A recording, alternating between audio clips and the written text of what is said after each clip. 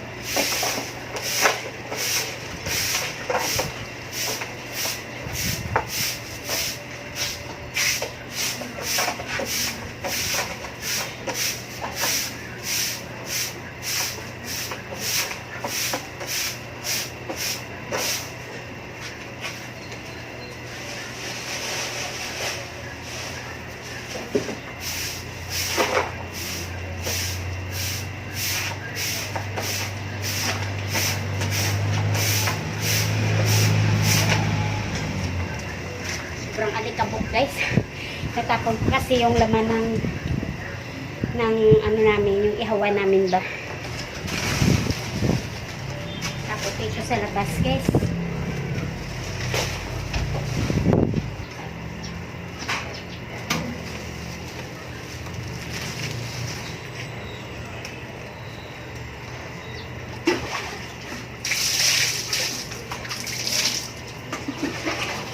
Sobrang alikabok. Okay.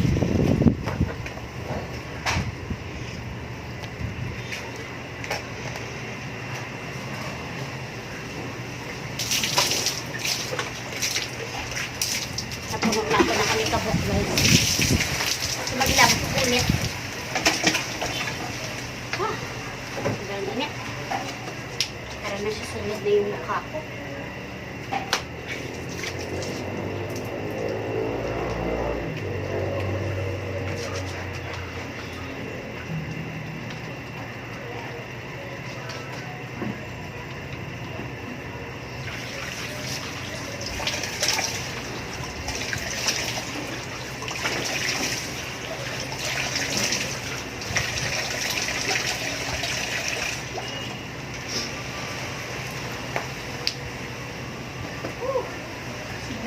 Guys,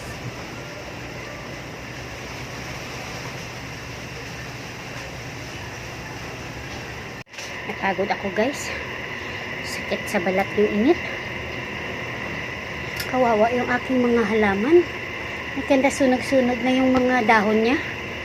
Ay, tinanggal ko na lang kasi pangit na naman yung pag hindi naman yun mabalik sa dati niya na ano. Ayan. Nilinis ko kasi, guys, napag-isipan ko lang. Kahit sobrang init, ginawa ko kasi syempre minsan lang tayo sipagin, di ba? So meron ako mga pots doon na maliliit. So yun na lang paglalagyan ko, guys. You know naman, gaya-gaya. Habang sinisipag pa, maglinis. Di ba, guys?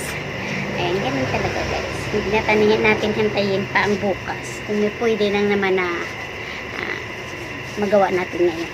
Di ba? So, yun lang, guys. Bye-bye. Salamat sa inyong panonood. Sobrang init.